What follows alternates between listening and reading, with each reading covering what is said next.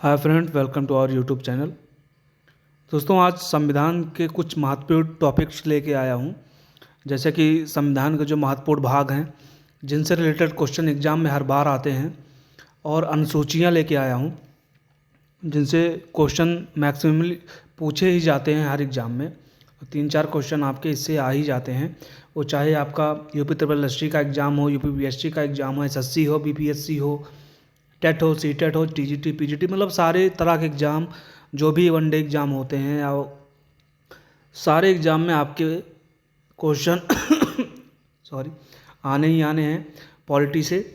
तो अभी जो मैं सोच रहा हूँ, यही सोच रहा हूँ दोस्तों, कि हर एक सब्जेक्ट से, चाहे वो पॉलिटी हो, हिस्ट्री हो, ज्योग्राफी हो, इकोनॉमिक्स हो, और भी साइंस के जो भी सब्जेक्ट रहेंगे सबको लेके मैं हर एक टॉपिक पे शॉर्ट वीडियो बनाऊंगा। हो सकता है ये कुछ बड़ी हो जाए, बट हर नेक्स्ट बारी से सिर्फ एक एक टॉपिक लूँगा जिस पे आपकी 5-6 मिनट की वीडियो होगी बस।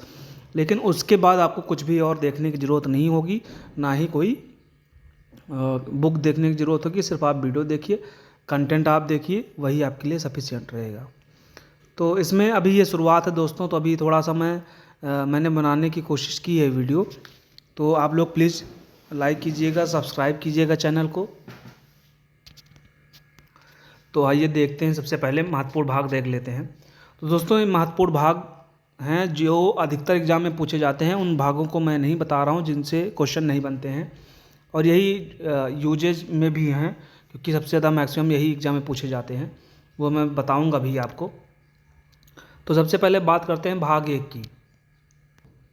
भाग 1 में दोस्तों संघ और उसका राज्य क्षेत्र का वर्णन किया गया है, जिसको यूनियन एंड इट्स टेरिटरी बोला जाता है। तो यूनियन एंड इट्स टेरिटरी मतलब जो देश है, जो संघ जिसको बोला गया है, और उसके राज्य क्षेत्रों के बारे में उसका वर्णन किया गया है। तो ये है आपका आर्टिकल 1 से लेके 4 के बीच में।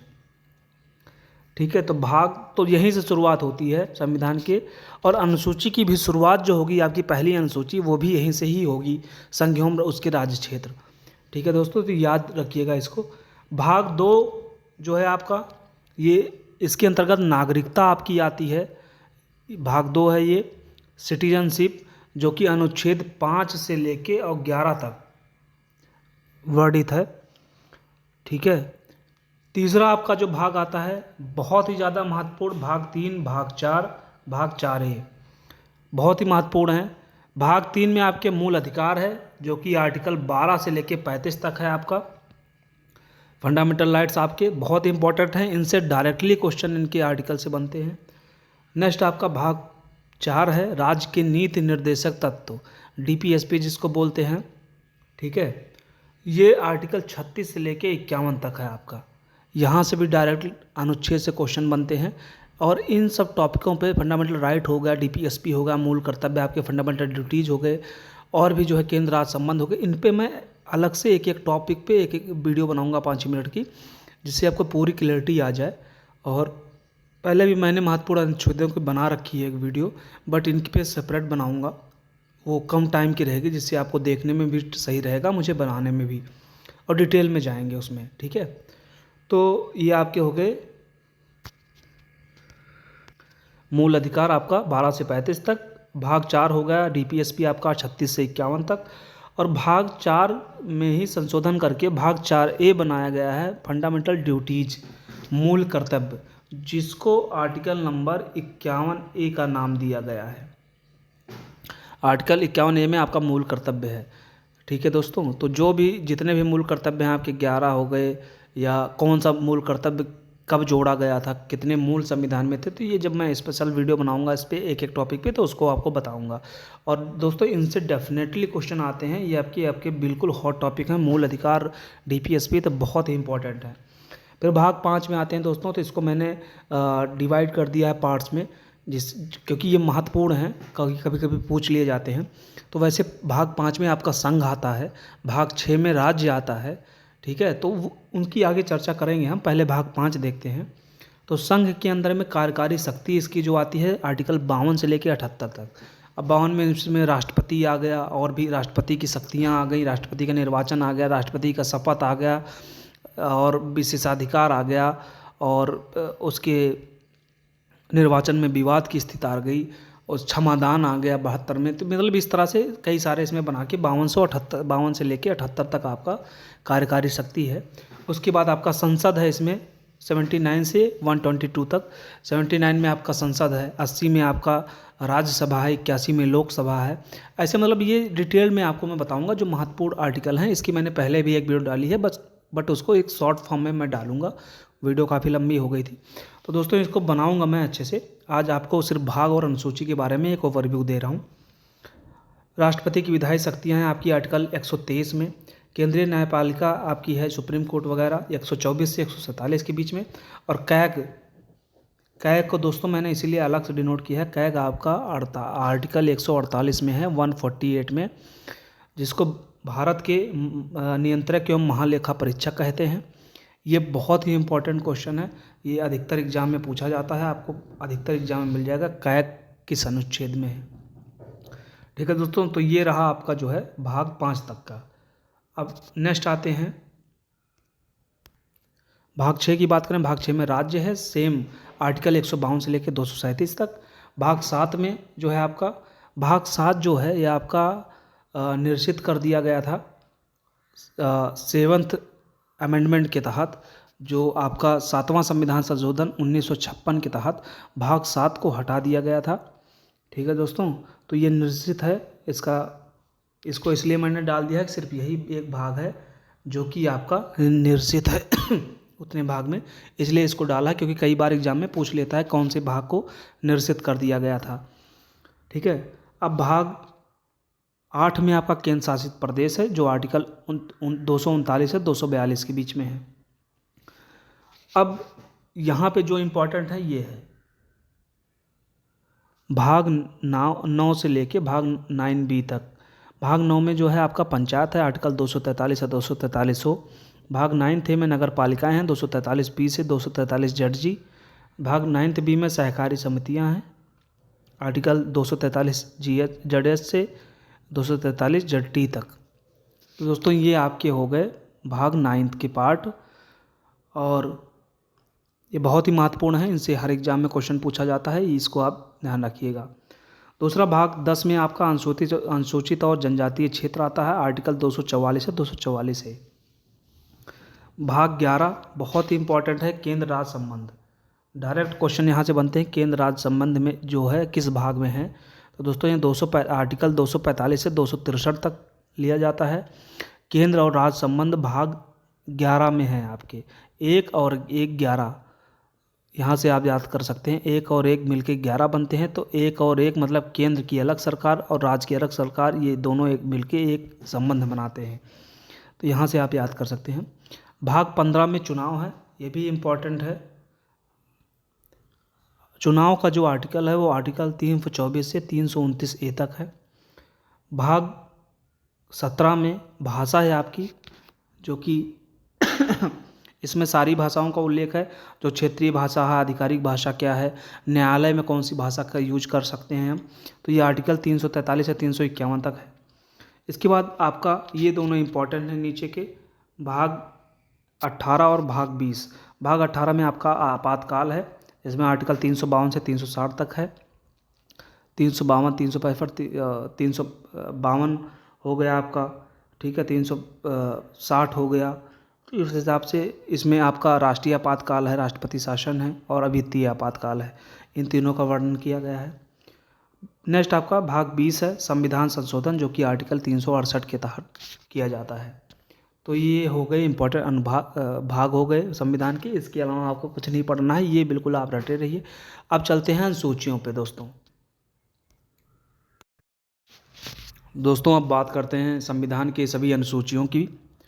तो और दोस्तों आप जानते हैं कि मूल संविधान में सबसे पहले आपको बता दूं कि 8 अनुसूचियाँ थी। उसके बाद संविधान संशोधन जैसे होते गए 4 अनुसूचियाँ और जोड़ी गई, तो टोटल मिला के अभी जो वर्तमान में है वो है आपकी 12 अनुसूचियाँ। तो उसमें से पहली अनुसूची देखेंगे। पहली अनुसूची में जो है आपके संघ एवं उनके राज्य क्षेत्रों का वर्णन है, ठीक है। उसको देश और 28 राज्यों का उल्लेख भी उसी में किया गया है।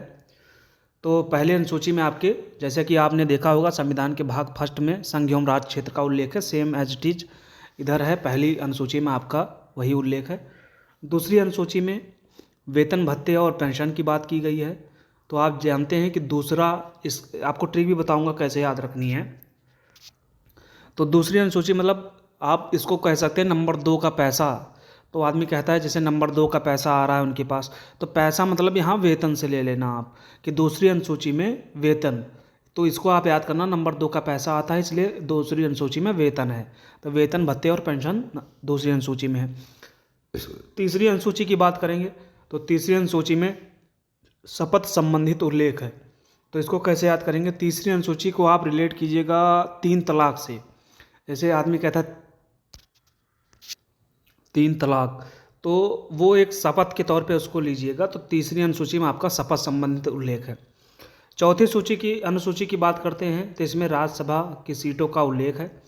तो अन्यथा ना लेके अगर हम इसको सिर्फ ट्रिक बना रहे हैं याद करने की, तो अधिकतर जनता का पैसा कौन खाते हैं? नेता। तो उनको चोर भी कह सकते हैं हम। कुछ होते हैं कुछ लोग जो कि जनता का पैसा खाते हैं, तो कुछ ही लोग होते हैं बट चोर कह सकते हैं उनको। तो बैठते हैं राज्यसभा में वहाँ पे, तो चा से चोर और चा से चौथी अनुसूची, इस तरह से राज्यसभा में कौन जाते हैं? तो वही लोग जाते हैं जो जनता का पैसा खाते हैं, कुछ लोग। तो राज्यसभा की सीटों का उल्लेख चौथी अनुसूची में है। तो इस हिसाब से आप याद कर सकते हैं इसको। ये 4 अनुसूचियाँ आपको मैंने बताई। नेक्स्ट चलते हैं, 5वीं अनुसूची की बात करते हैं। तो 5वीं अनुसूची में अनुसूचित जाति और जनजाति क्षेत्रों के प्रशासन का उल्लेख किया गया है। ठीक है, तो इसको आप याद कर सकते हैं कि 5 तरीके से सबको लेके, जैसे 4 वर्ण होते थे, ब्राह्मण, क्षत्रिय, वैश्य, शूद्र, इसमें 5 वर्ण मतलब कि सबको ले लिया गया है। अनुसूचित जात और जनजात सबको, उनके क्षेत्रों के प्रशासन का उल्लेख किया गया है इसमें। 6ठी अनुसूची में असम, त्रिपुरा, मेघालय, मिजोरम का जनजातीय प्रशासन बताया गया है। 6ठी अनुसूची को आप छुटायल से याद कर सकते हैं, छा से छठी, छा से छुटायल, मतलब कि ये राज्य छूट गए थे, ये आप कह सकते हैं।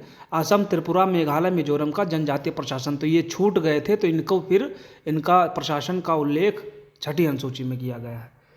तो 7वीं अनुसूची की अब बात करेंगे तो केंद्र राज्य संबंधों और शक्ति का बंटवारा का बात की गई है। तो 7 से 7वीं और 7 से संबंध होता है, तो इसमें सबका साथ सबका विकास लेके चलेंगे। तो 7 से संबंध किसके बीच में? केंद्र और राज्य के बीच के में संबंध बताया गया है। तो 7वीं अनुसूची 7 से 7 और 7 से संबंध, तो 7वीं अनुसूची में केंद्र और राज्य के बीच का संबंध बताया गया है। इस तरह से आप याद करना। 8वीं अनुसूची जो है इसमें 22 भाषाओं का उल्लेख है। अब 8वीं को अटखेलियाँ से आप याद कीजिएगा। अटखेलियाँ आदमी किस में करता है? अपनी भाषा में करता है। किसी से अटखेलियाँ करते हैं, किसी से कुछ भी, तो वो आदमी अपने भाषा में करता है। तो अटखेलियाँ मतलब 8वीं में 22 भाषाओं का उल्लेख किया गया है। अब 9वीं सूची की बात करते हैं, भूमि सुधार। तो 9वीं मतलब नापना, नापा क्या जाता है? भूमि सॉरी। तो भूमि सुधार जो है वह 9वीं अनुसूची में है। तो इससे आप याद कर सकते हैं कि नापा जाएगा, क्या नापा जाता है? भूमि। तो भूमि नापने वाला किस में आएगा? वो 9वीं सूची में। भूमि सुधार से रिलेटेड जो भी वक्तव्य है वो आपकी 9वीं सूची में है। फिर 10वीं सूची की बात करते हैं हम। 10वीं, दा से 10वीं और दा से दल बदल। तो इसमें दल बदल संबंधित प्रावधान है।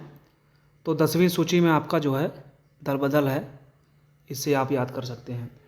11वीं अनुसूची आ जाते हैं। तो 11वीं और 12वीं जो है सबसे लास्ट में जोड़ी गई थी, और ये 73वें संशोधन के द्वारा जोड़ी गई थी 11वीं अनुसूची, और 74वें के अंतर्गत आपकी 12वीं अनुसूची जोड़ी गई थी। 11वीं में पंचायतों का प्रावधान है और 12वीं में नगर निकायों का प्रावधान है। और 11वीं अनुसूची जो है इसमें आपके 29 विषय हैं। 12वीं अनुसूची के अंतर्गत 18 विषय हैं। और अब थोड़ा सा देख लेते हैं कौन सी अनुसूची कब किस सन में संशोधन हुआ था, किस के अंतर्गत जोड़ी गई थी। तो 8 अनुसूची आपकी जो है, 1 मिनट, 8 तक की जो आपकी अनुसूची है ये मूल संविधान में थी। 9वीं अनुसूची जो है पहला संविधान संशोधन जो हुआ था 1951 में, उसके अंतर्गत जोड़ी गई थी। 10वीं अनुसूची जो है आपकी ये 52वें संविधान संशोधन 1985 के अंतर्गत जोड़ी गई थी। और आपकी ये 10वीं अनुसूची में बता दिया मैंने, 11वीं आपको बता दिया 73वें संविधान संशोधन के द्वारा जोड़ी गई थी, और 12वीं 74वें संविधान संशोधन के द्वारा जोड़ी गई थी। तो इस हिसाब से दोस्तों ये आपकी अनुसूची भी कंप्लीट हुई। तो दोस्तों प्लीज़ वीडियो को लाइक कीजिएगा, इतनी मेहनत की है आपके लिए, और ज़्यादा से ज़्यादा शेयर कीजिएगा, चैनल को सब्सक्राइब कीजिएगा। बाकी अगर आपको अनुसूची की वीडियो देखनी है तो एक बहुत ही डिटेल में वीडियो इसके बाद आपको मिलेगी, जस्ट कल तक मिल जाएगी या आज शाम तक। तो उसमें पूरी अनुसूची में सारा डिटेल में बता के आया हूँ किस अनुसूची में कौन से विषय हैं। जैसे केंद्र राज्य संबंध है केंद्र राज्य संबंध में संघ सूची में क्या क्या आता है, राज्य सूची में क्या क्या आता है, समवर्ती सूची में क्या क्या आता है, कितने कितने विषय हैं, कौन से विषय कब ट्रांसफ़र किए गए, सब कुछ उसमें है। तो डिटेल्ड एक बनाऊंगा कि अनुसूची इंपॉर्टेंट है, इसके अंदर से क्वेश्चन आते हैं। ओके दोस्तों, थैंक यू।